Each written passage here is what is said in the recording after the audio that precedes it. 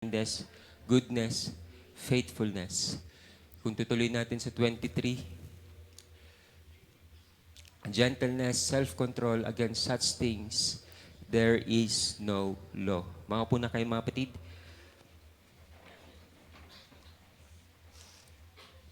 To be quite frank mga kapatid, this message is a little hard to preach dahil mahirap din siyang gawin in our human way. When we talk about the fruit of the Spirit, this is something mga kapatid na impossible na gawin kung wala ang tulong ng banal na Espiritu sa atin. But anyway, the Lord is coming very soon.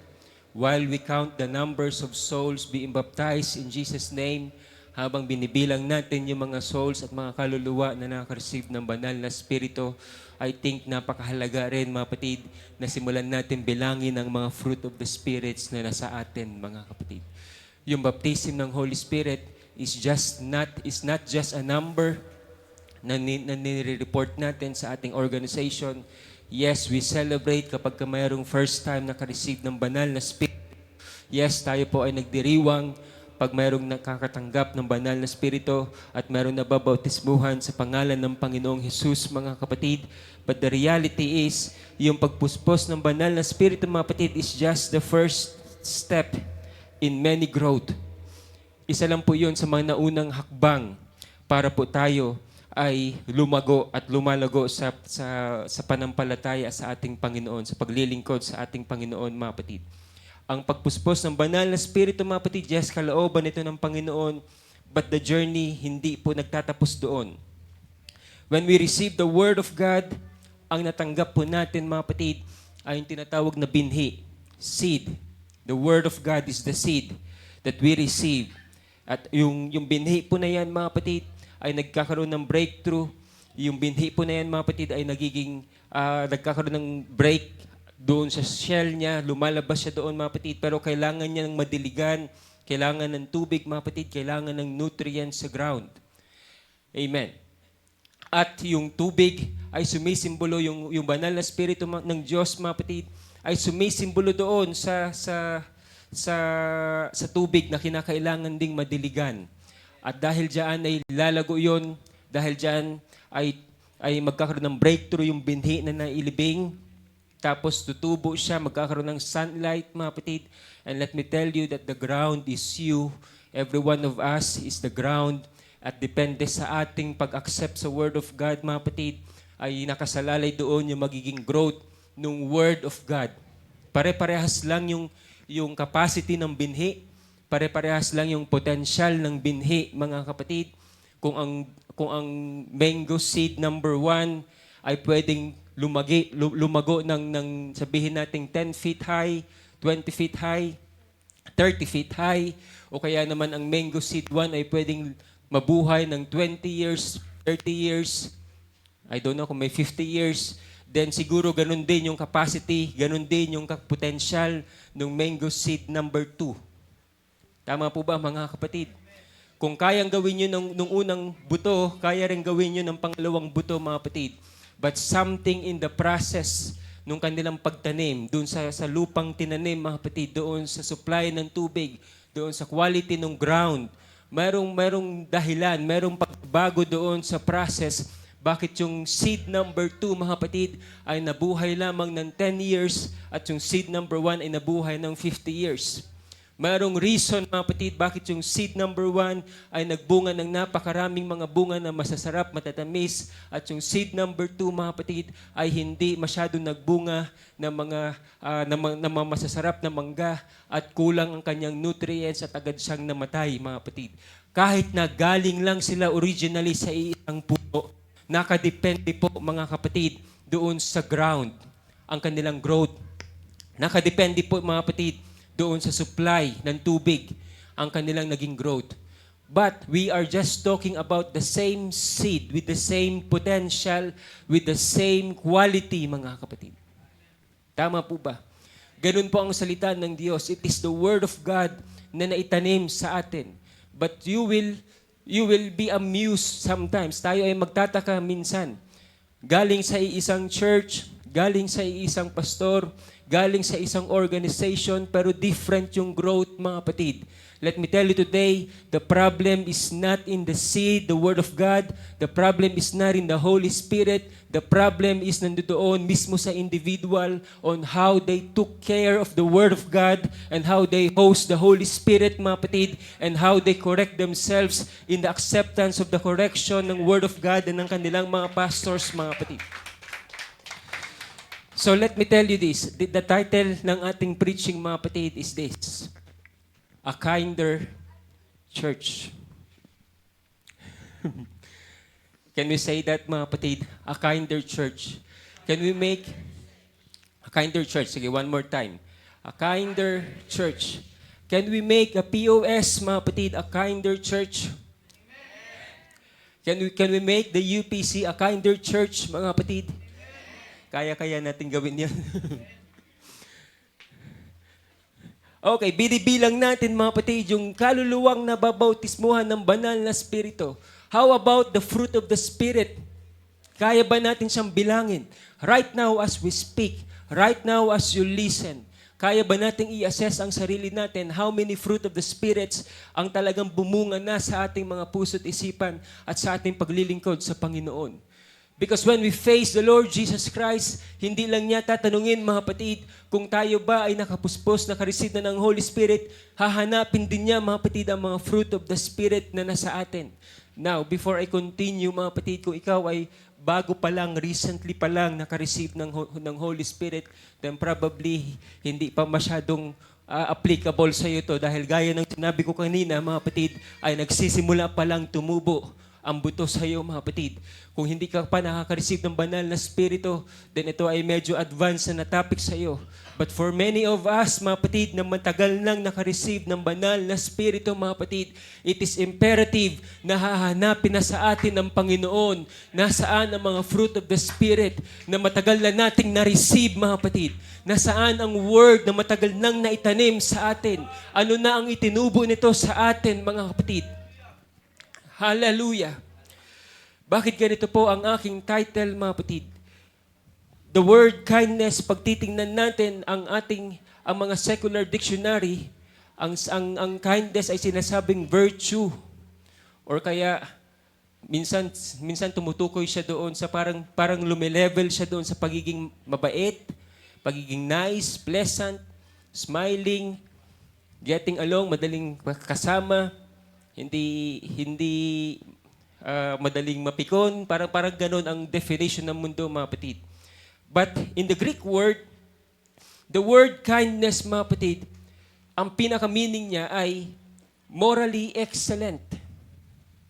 How can you combine? Kung ikaw ay morally excellent, how will you balance it out? Paano natin babalansehin? Kung mataas ang standard natin sa morality, paano mo papakisamahan ang tao, mga kapatid, na hindi ganoon? Diba? Paano mo ibabalanse yung bagay na yun?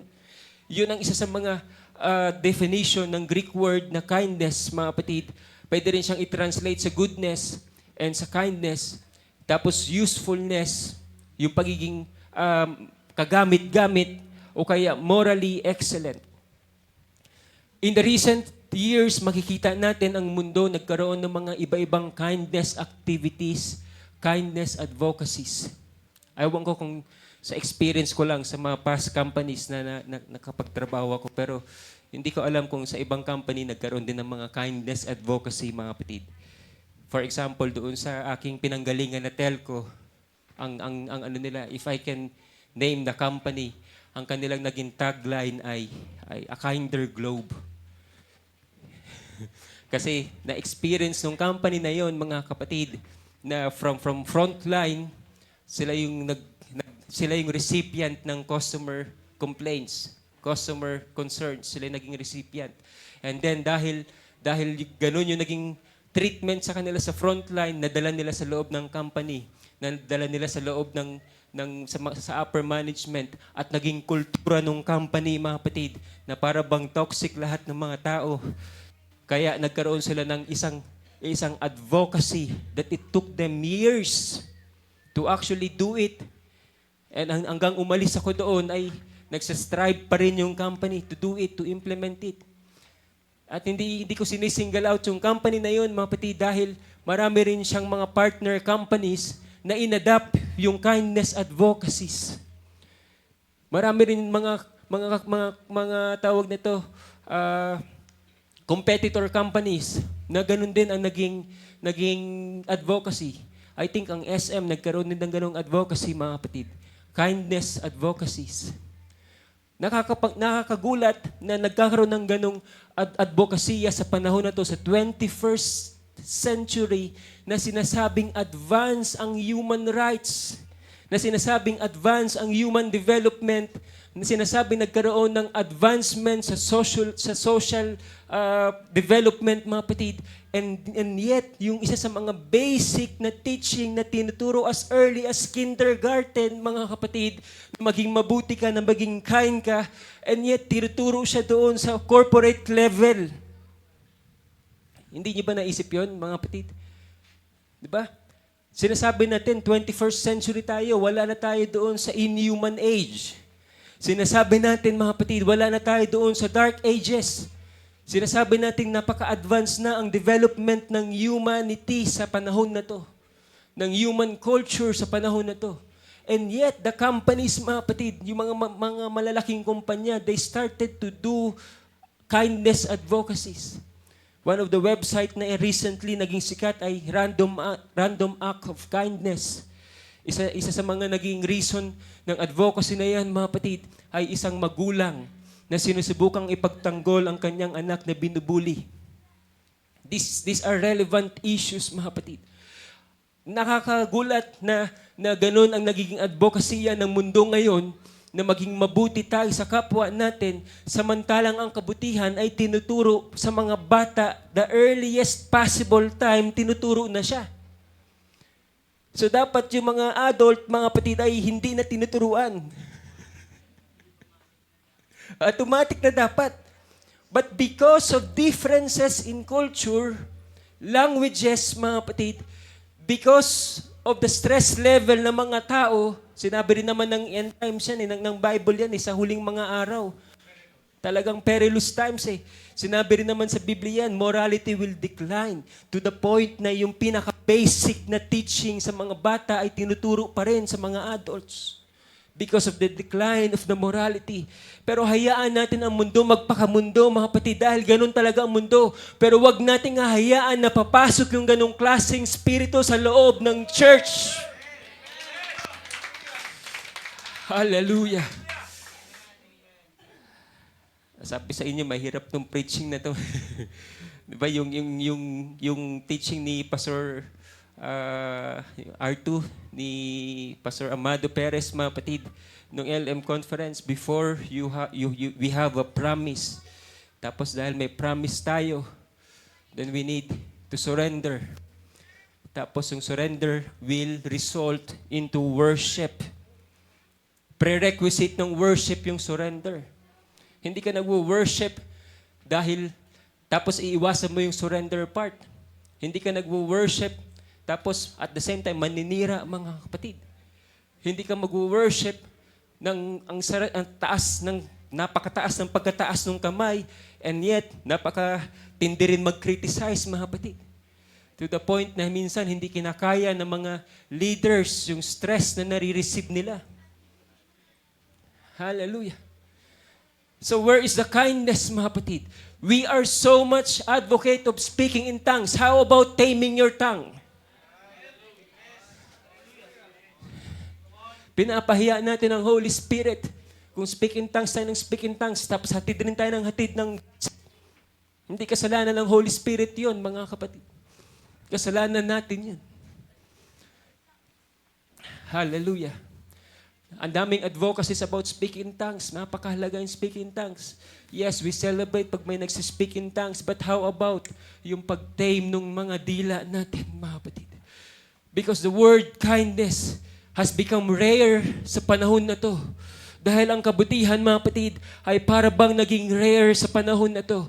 We say we love Jesus. Sinasabi natin mahal natin si Jesus, but we try to divide the body of Christ.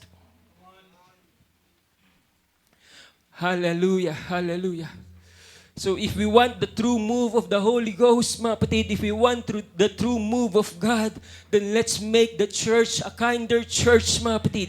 Then let's strive, mga kapatid, na yung fruit of the Spirit ay isa-isang makikita sa atin. You know why? Dahil sa pagbabalik ng Panginoon, He is going to clean His church. He is going to rebuke His church. He is going to renew His church, mga kapatid. Hindi babalik si Jesus, mga kapatid, sa isang church na punong-puno ng mancha. He will come to a church, mga kapatid, a spotless bride, a spotless lamb, a bride that is full of glory. Can I hear an amen, mga kapatid? Hallelujah. Pwede ba natin purihin ang Panginoon with a surrendered heart? Hallelujah. Isa sa mga strength ng Pentecostalism ay yung demonstration of the Holy Spirit. Ang tawag nito, gift of the Spirit. Talagang fanatic ang mga Pentecostals pag sinabing speaking in tongues. Hindi ko binababa yun, mga kapatid. In fact, I am very, very careful to even talk about it dahil pwede tayo magkasala against the Holy Spirit. And that is unforgivable sin. Pero minsan ang mga tao nako-confuse, yung mga sa sanglibutan nako-confuse sila. Pag nasa church tayo, hindi naiintindihan yung mga sinasabi natin sa altar. Pag nasa labas ng church, hindi rin nila maintindihan bakit gano'n ang sinasabi natin, mga kapatid. And it causes confusion. And sometimes, mga kapatid, ay tinitake nila yun not against us, not against you, but against God. That's the problem, mga kapatid. In-emphasize natin yung healing, kagalingan, yung signs and wonders and miracles. But where are the fruits of the Spirit, mga kapatid? Wala pa akong narinig sa mga conferences, how many of you have fruits of the Spirit? Wala pa akong narinig na ganun. Kasi kadalasan ng emphasis talaga, sino ang mga first time naka-receive ng Holy Spirit? That's great thing. Mas mabuti yun. Talagang pasalamatan natin ang Panginoon pag may napuspos ng banal na Espiritu. Pero sometimes, yung mga mature na mga kapatid, nakaganyan lang. Tapos, at the same time, matindi rin magsalita against any leader, mga kapatid, against anyone, against their brother, against their sister, mga kapatid. So, sa pagbabalik ng Panginoon, more than the counting of the baptism of the Spirit, we also need to count the gift of the spirits and also the fruit of the Spirit. In one of the preaching din ni Pastor Perez, mga kapatid, nung nakarang general conference sa Bicol, sabi niya doon, we advocate the oneness of God. We champion the oneness of God. Pag sinabing oneness of God, talagang manggagaliit ang mga UPC. To the point na sa sobrang pag-defend nila ng oneness of God, they hate the Trinitarians. Kalooban ba ng Panginoon yun, mga kapatid? Kalooban ba ng Panginoon yun? So what if you have full understanding of the oneness of God, but you hate the Trinitarians, you hate those people who also strive to know God? Minsan sa Manalite, mga kapatid, na pag-preach ako napagbigay ako ng ganitong statement na sabi ko sa kanila at sasabihin ko rin sa inyo ngayon, sa totoo lang, hindi naman talaga tayo nagbabago. Ang nangyayari, nagiging mas kamukha lang tayo ni Kristo. Kasi pag sinabi mong nagbago ka, anong klaseng pagbabago? Baka nagbago pero parehas na makamundo. Baka nagbago lang ng bisyo. Baka nagbago lang ng parehong masamang ugali. But if you are going to look at the Bible, ang sinabi doon, we must be more like Christ, mga kapatid. Less of us, more like Him. Hindi sapat yung magbago ka lang, mga kapatid. Dapat mas nagiging kamukha natin si Jesus. Hallelujah! Kasi sa totoo lang, pag lahat tayo magiging kamukha ni Jesus, mga kapatid, wala ka na makikitang kapintasan sa iyong kapatid. Dahil pare-parehas na kayo, mga kapatid. Dahil si Jesus ang pinaka-role model natin at hindi kung sino man, mga kapatid. Hallelujah, God. Convict us today, Panginoon. Hallelujah. In fact, ang sinabi ng Panginoon, ang sinabi ng Biblia, from glory to glory to glory. None of us is glorious, mga kapatid. None of us is righteous. Only He is glorious. Only He is righteous. So let's try to be more like Christ. Anyway, when we receive the Holy Spirit has given us the power, mga kapatid, to rebuke the worldly spirits. The Holy Spirit has given us the power to change from glory to glory. The Holy Spirit can tame our tongues, can change our mind, and can renew our heart. The Holy Spirit can give us that power. Hallelujah. Hallelujah, Jesus. Tuloy ko yung kanina, we champion the oneness of God, but we also champion the division, the dividing of the church. Yan ang sinabi ng ating R2 nung nakaraang General Conference. And that is a kind rebuke. Pag ang rebuke, mga kapatid, ay galing sa leader, that is a kind rebuke. Pero kung ang rebuke ay galing na sa Lord, mga kapatid, mas mabigat yun. May sinabi si David eh. Sige, daanan natin mamaya yon yung sinabi ni David ngayon na sa Psalms chapter 141 verse 5.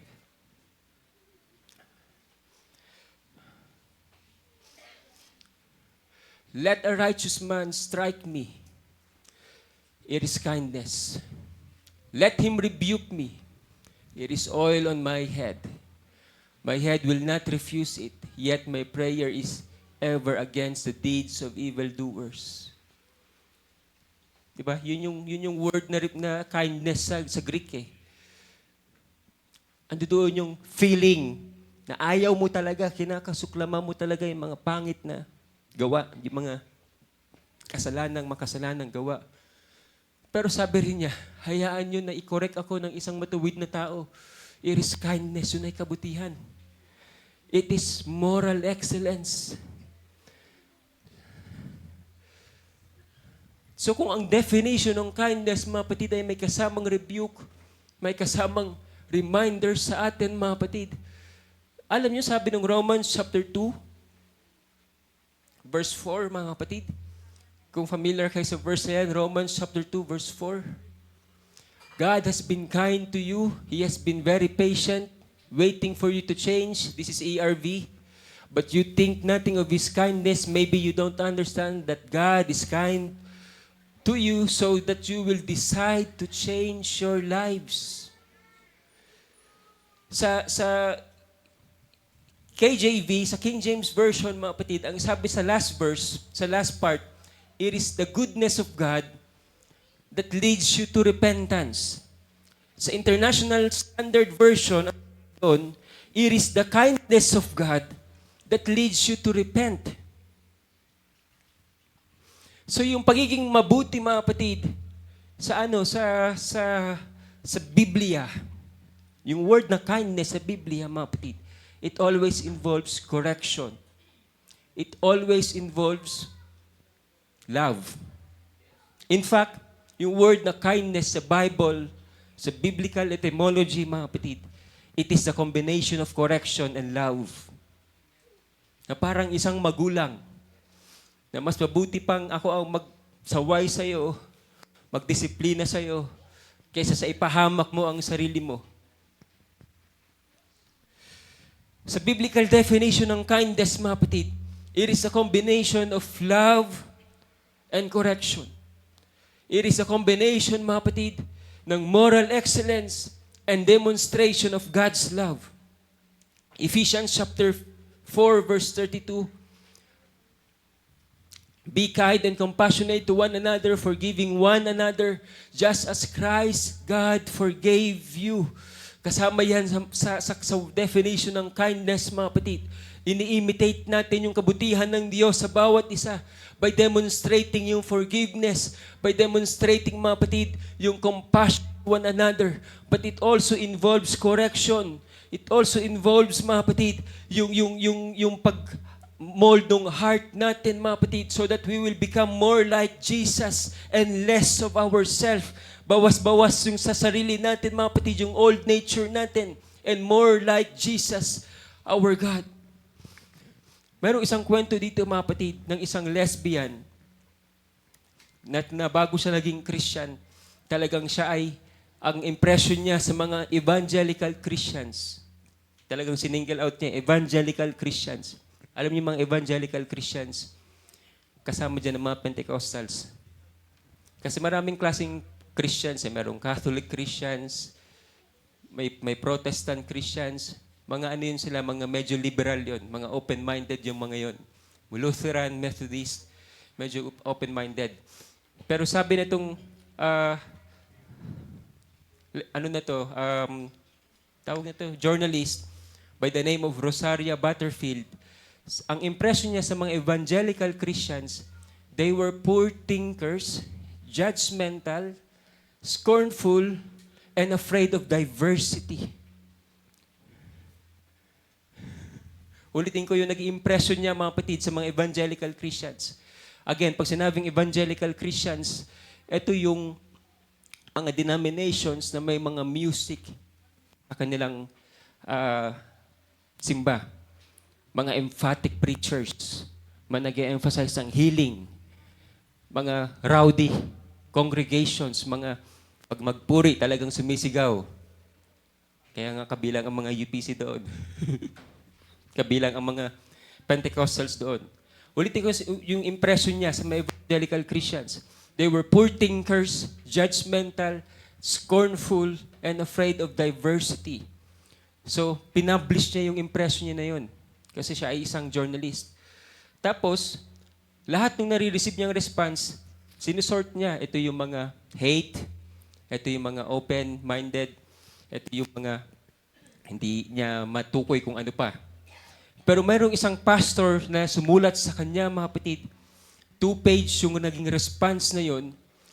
Tapos, ang sabi niya, after niya mabasa yung letter na yun ng isang pastor, ang sabi niya, it was the kindest letter of opposition that I have ever received.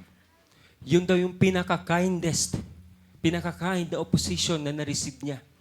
At sinabi niya doon, dahil doon, hindi ko makategorize kung ito bang letter to ay hate o ito ay love or response. Kaya sabi niya doon sa loob ng 7 araw, yung letter na yon ay nakalapag lang sa kanyang mesa, mga kapatid. So hanggang sa dumating yung ika-7 araw na nagkaroon siya ng burden, kinontak niya yung pastor na yon, mga kapatid, at naging kaibigan niya yung pastor na yon. At sabi niya, yung bagay na yon, nagkaroon kami ng friendship na hindi niya man ako masyadong kinundem, pero in a kind words, binigay niya sa akin kung ano yung magiging consequences pag magpatuloy ako sa ganito based on what the Word of God says. And then dahil doon sa kind words na yun, dahil doon sa kind friendship na yun, mga kapatid, dahil doon sa offer ng friendship ng pastor na yun at saka ng pastor's wife na yun, mga kapatid, ay naging Christian siya at naging Christian writer siya ng maraming mga libro talking about kindness.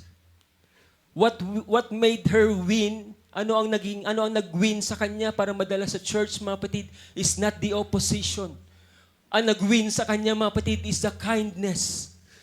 Yun ang nagdala sa kanya, mga kapatid. At doon niya na-realize na meron palang mga Kristiyano na open, na kahit na i-oppose nila ako, nakaramdam ako ng pag-ibig galing sa kanila. Kahit na i-correct nila ako, naramdaman ko dahil mahal nila ang aking kaluluwa at gusto lang nila akong maligtas.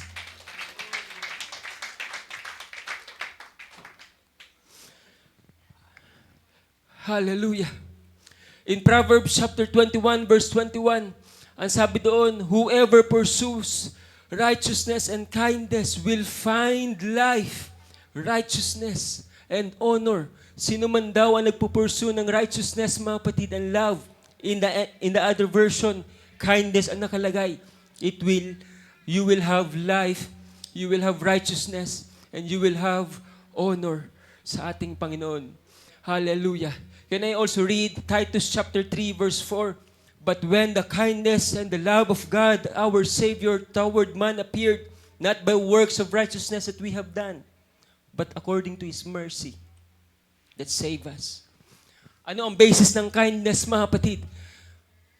Ang pag-ibig ng Diyos at saka ang kabutihan, mga kapatid, hindi ayon sa sarili nating kabutihan, hindi ayon sa sarili nating kaayusan, katuwiran, mga kapatid, but it is according to His mercy that save us through the washing and generation and the renewing of the Holy Spirit. Holy Spirit pa rin. And because of that, mga kapatid, we have the renewing of the mind. We have the renewing of the heart. And that is the basis of kindness, mga kapatid. Hallelujah, hallelujah.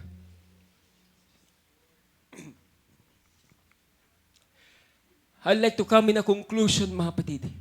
We are starting to see the prophecies unfold.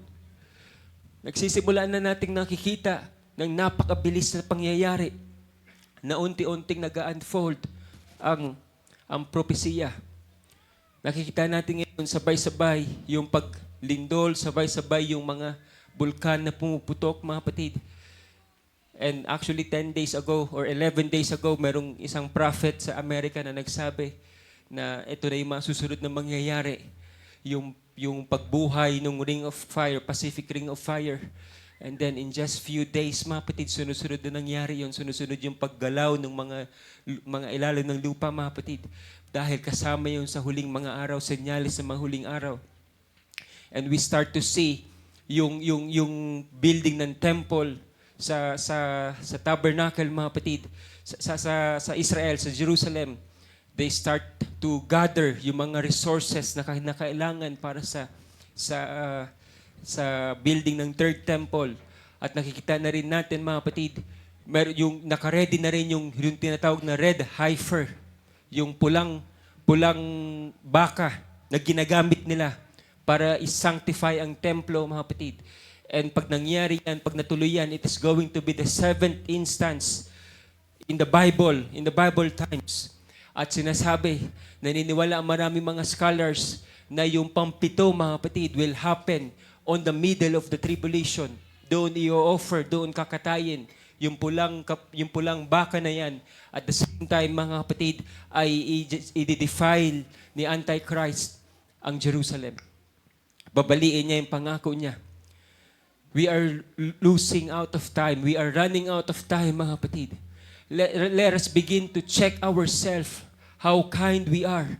Let us begin to count the fruit of the Spirit in us. Simulan na nating bilangin at i-assess ang ating mga sarili, mga kapatid. How many people that we have won through kindness? Can we make the church a kinder church? And then let's extend it, mga kapatid, sa mga kapatiran sa labas. I know, na-expose kayo, mga kapatid, sa mga conferences at minsan kakaroon kayo ng culture shock. Bakit ganun sa ibang churches? Pero kung hindi nila kayang gawin, mga kapatid, simulan natin sa ating sarili. Let's make the church a kinder church. Let's make the organization a kinder church, mga kapatid. Hallelujah! Because we don't know kung ano ang reason bakit nandirito ang kapatid natin, mga kapatid. Hindi natin alam kung anong pinagdaanan niya makarating lamang sa church, mga kapatid. Hindi mo alam kung ano ang bigat at dami ng problema at prayer request, mga kapatid, na naghatid sa kanya sa loob ng church. At ang kailangan lang niya ay makaluhod sa altar at mapuspos ng banal na spirito, mga kapatid. Sometimes, minsan nanalangin tayo, Lord, renew us. Lord, refresh us.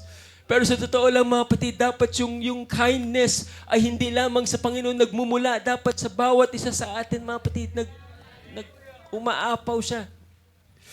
And before we begin, before we come to the altar, if any of you have offended from me, mga kapatid, I ask for forgiveness. Umihingi ako ng tawad. Tao din ako, mga kapatid. And I need correction sa ating Panginoon. If we need a clear voice from God, We must have a clean heart and a clean mind and a clean hands.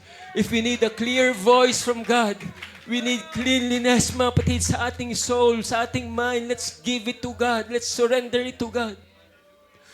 Because Jesus is coming to a church that is without spot, that is without blemish.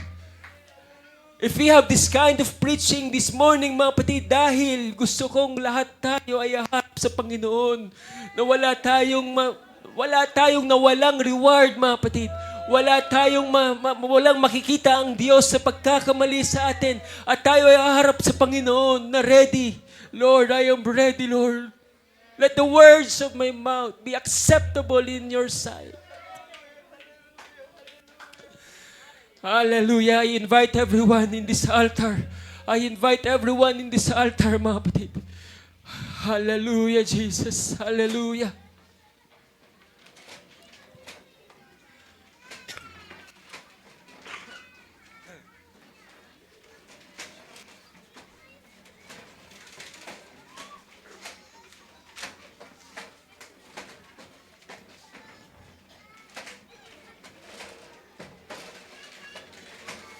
Hallelujah.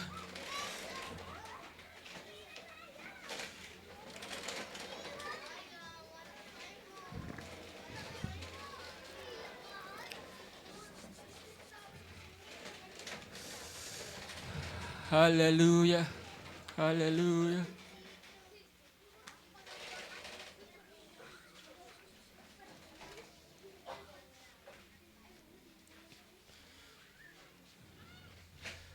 Sabi sa 2 Peter, add to your faith, virtue.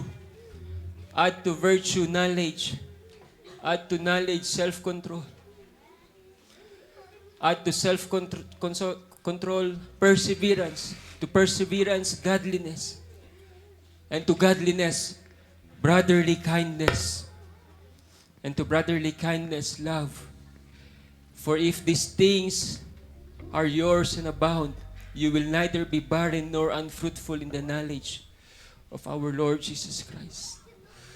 If we need to be, if gusto natin maging fruitful sa ating Panginoon, mga kapatid, let's apply this knowledge. Let's apply this virtue. Let's apply this self-control, this perseverance, this godliness, this brotherly kindness, and this love in us. Hallelujah.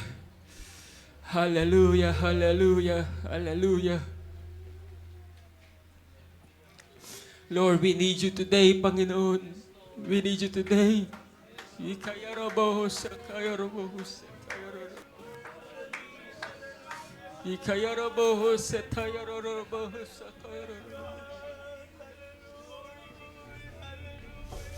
Hallelujah, hallelujah.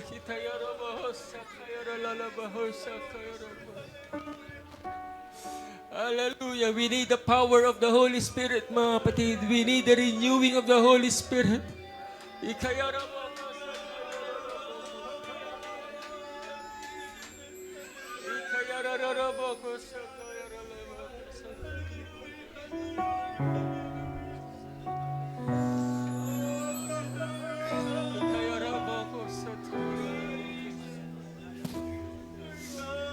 Hallelujah, hallelujah, hallelujah.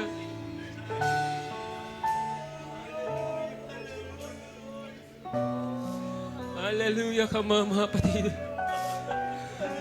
Lalapit tayo na may pagpapakumbaba sa ating Panginoon sa oras ito. We need God, but we also need one another, mga kapatid.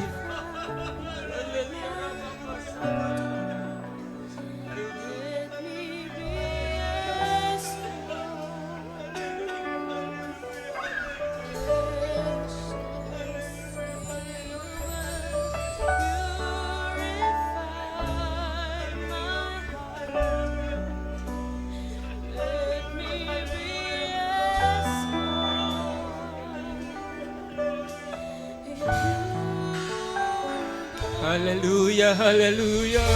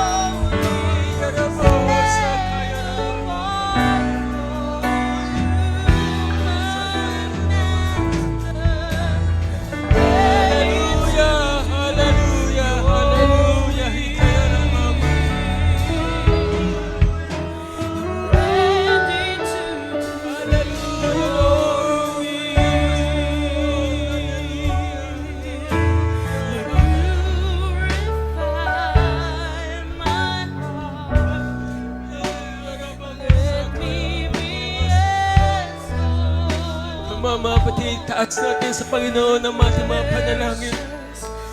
Hallelujah! Hallelujah! Hallelujah! Hallelujah! It is the kindness of God na pinalahanan tayo sa umagang ito to lead us to repentance once again. Hallelujah! Hallelujah!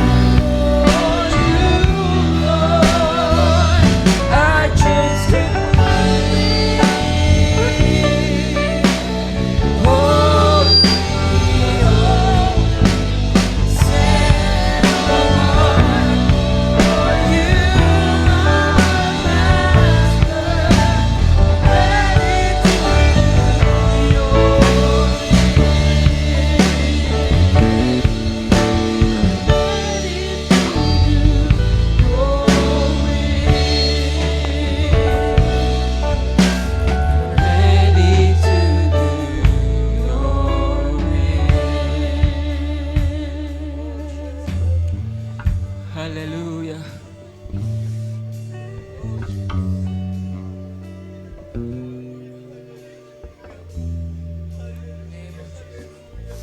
Ang kabutihan, mga kapatid, ang kindness ay hindi tolerance. Hindi porke mabait ay hindi na magsasaway, hindi na masasaway. Kindness is truth in love. That is kindness. How to deliver the truth. Yung rebuke ay binalutan ng pag-ibig. Yung masakit na saway, nakabalot ng pag-ibig, mga kapatid. Yun yung objective, yun yung kindness. It is like, kumbaga, sabi nga nila doon, parang sandwich criticism. Yun ang professional term. Pero sa Christian, sa Christ-like, mga kapatid, principles, it is the truth in love. Sasaway ka, yes, magsasaway ka. Masakit ang saway, yes, masakit. Pero binalutan ito ng pag-ibig. Amen. We present the truth. Pag magpatuloy ka sa ganyang lifestyle, ito ang mangyayari sa'yo. Mapapahamak ka. Eventually, ang dulo niya na impyerno. tapos babalutan mo ng pag-ibig. Pero sinasabi ko sa iyo, kaya ako sinasabi sa iyo to, kasi gusto kong maligtas ka at hindi ka mapahamak. Yung pag-deliver ng truth, mga kapatid, ay nakabalot ng pag-ibig at pag-ibig ng Diyos. Ganon din naman ang pag-ibig ng Diyos sa atin, mga kapatid. It values the moral matter. It values righteousness. Kindness leads to righteousness. Biblical standard, kindness leads to righteousness. So let's make our church, mga kapatid, a kinder church. Doesn't mean hindi na tayo masasaway. Pero masasaway tayo, but it leads us to righteousness. It leads us to a transformative journey. Tina-transform tayo from glory to glory to glory to glory. At tayo ay mas nagiging kamukha ng ating Panginoong Hesukristo. Purihin natin ang Panginoon, mga kapatid. And sometimes the prerequisite to miracle is a healing to the soul. Sometimes yun ang prerequisite bago gagawa ang Diyos ng mga milagro, ng healing, ng kung ano-ano pang mga kamanghamanghang gawa ng Diyos. Minsan ang ina-address muna ng Diyos is yung healing to the soul. Amen. At doon natin mararanasan yung mga kaya pang gawin ng Diyos sa atin, mga kapatid. Hallelujah. Purihin natin ang Panginoon one more time. We praise you, Jesus.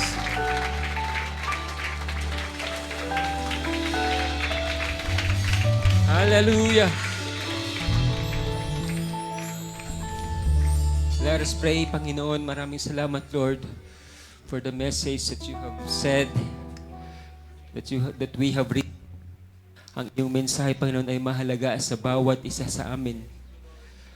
Mahalaga sa amin, Panginoon. At ito po, Lord, ay makakatulong sa amin, Lord. I pray that you will continue to mold us, to transform us, to be more like you and less of us, Panginoon. Tulungan mo kami, Lord, to every struggle that we have, to every area that we need to be changed, Lord. And I pray na you will continue to mold us. Alisin mo, Lord, ang mga bagay na hindi kaaya-aya sa iyong harapan. Patuloy mo kaming baguhin, Panginoon, na mas lalo magiging kamukha mo upang sa araw ng iyong pagbabalik, Panginoon, kami ay makakasama.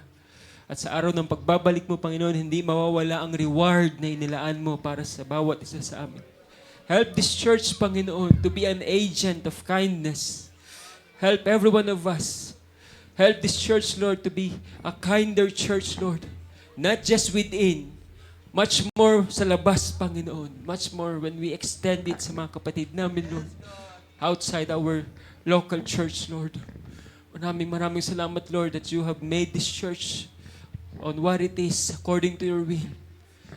Malaki na ang pinagbago, Lord. Malaki na ang pinagdaanan. Marami na ang pinagdaanan, Lord. But you continue to change us. You continue to mold us, Panginoon. Hallelujah, hallelujah. Lord, I pray sa aming sa matalang paghiwa-hiwalay, Panginoon. Ikaw po, Lord, ang magpala sa bawat isa sa amin. Ikaw po, Lord, ang magbigay ng mga pangangailangan ng iyong mga anak sa linggong ito, Lord. Mga pangangailangang pambayad ng mga bills, pagkain, Panginoon, ano pang mga pinaghihirapan ng iyong mga anak, Panginoon. Ikaw ang source ng aming provision. I pray that you will give us your favor in everything that we do according to your will, Lord. And sa mga bagay na hindi ayon sa iyong kalooban, then give us direction, Panginoon. And inform us, sabihin mo sa amin, Panginoon, ng mga bagay na hindi mo kalooban upang kami, Lord, ay maingatan mo. Hallelujah. I pray that you will continue to give us power and the strength to do what you want us to do, Panginoon. Hallelujah. Sa lahat ng mga kapatiran namin na nangailangan ng kagalingan, pagalingin mo, Panginoon.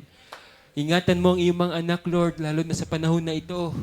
Ilayo mo, Lord, sa anumang baha, sa anumang mga disgrasya, Panginoon. Hindi lamang po ang bawat isa sa amin, isama mo na rin po, Lord, ang mamahal namin sa buhay at aming mga ari-arian, Panginoon. Pagpalain mo, Lord, ang katapatan ng iyong mga Sa oras ito, we give you all the glory and all the praises and honor. In Jesus' name I pray. Amen. God bless you, mga kapatid.